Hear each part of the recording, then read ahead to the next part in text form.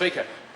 Call Ian Lees-Galloway. Thank you, Mr. Speaker. I enjoyed that speech from the member Parmjeet Palmer. The senior government whip was staring at her throughout, I think encouraging her to take her seat. But I guess now that the member doesn't have taxpayers' money available to her to promote herself as a possible candidate in an upcoming by-election, that she's now having to do it the old-fashioned way by using her time in the House to try and raise her profile in the event that she should find herself the National Party candidate in any upcoming by-election. Now, so the member also said that this is an urgent matter for the government, I guess as some way of trying to convince the House that this bill actually belongs in the urgency motion. Well, if it was such an urgent matter for the government, then they would have dealt with it somewhere between May 2014 and today.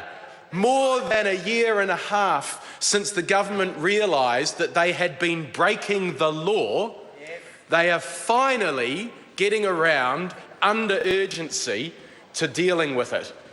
A year and a half after they realised they were breaking the law. And I've heard members opposite say, oh, this is just technical, it's not such a big deal.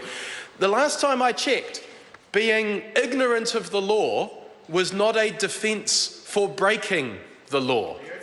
But even when the government became aware of the fact that they were breaking the law, they continued to break the law until it became public. So the test for this government was not, are we doing the right thing? Are we adhering to the rule of law?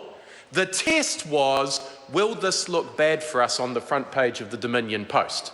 And when it started to look bad for them on the front page of the newspaper and on the 6 o'clock news, only then did this government decide that it was probably about time to start doing something about it. And I think that goes to the motivation of this government. If they can get away with it, they will break the law.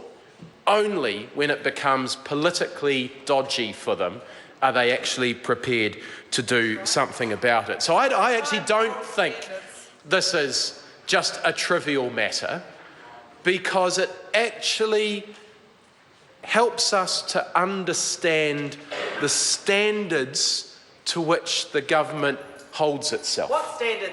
And we've heard about the Housing Minister's office encouraging Housing New Zealand officials to involve Parmjeet Palmer in a roadshow. Order.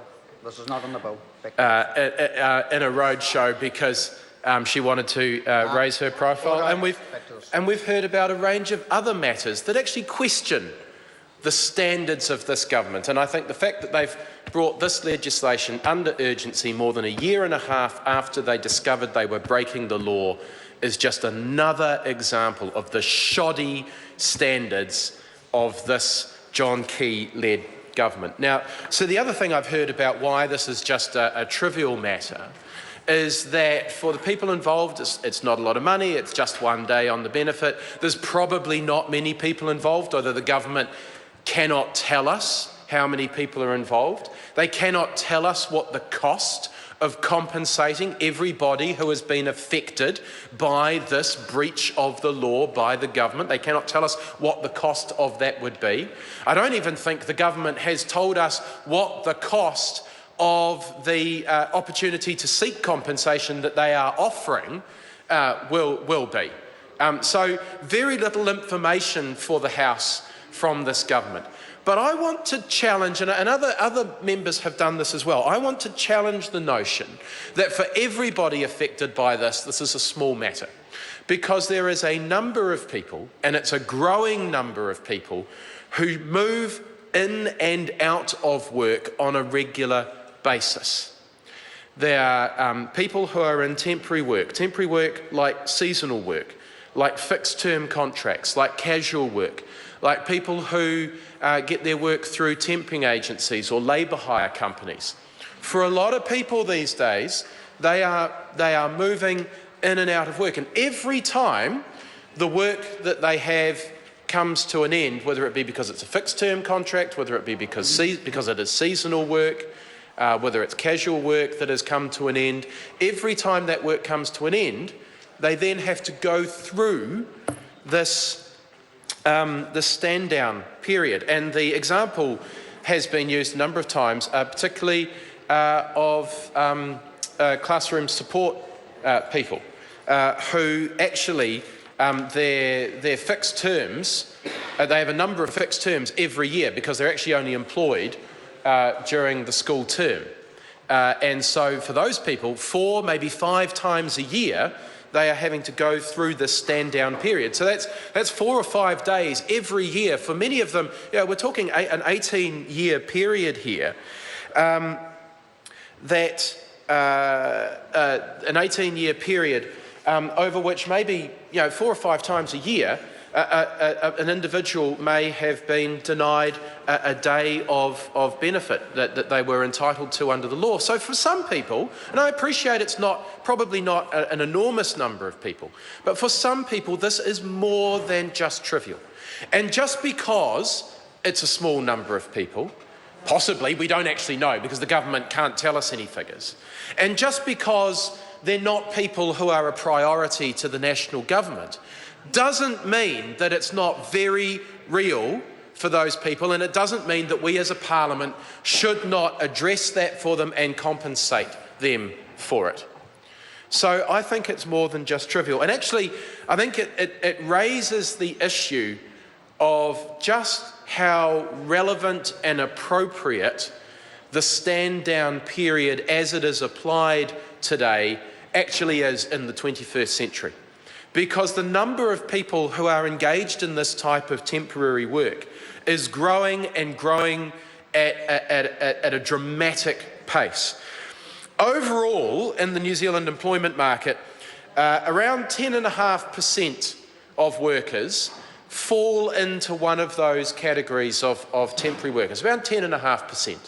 Okay, so that's a significant number of people, but only 1/10 of the overall employment market. However, for the jobs that were created between 2008 and 2012, a full 28% of those jobs, 28,600 people, are actually in that form of temporary work.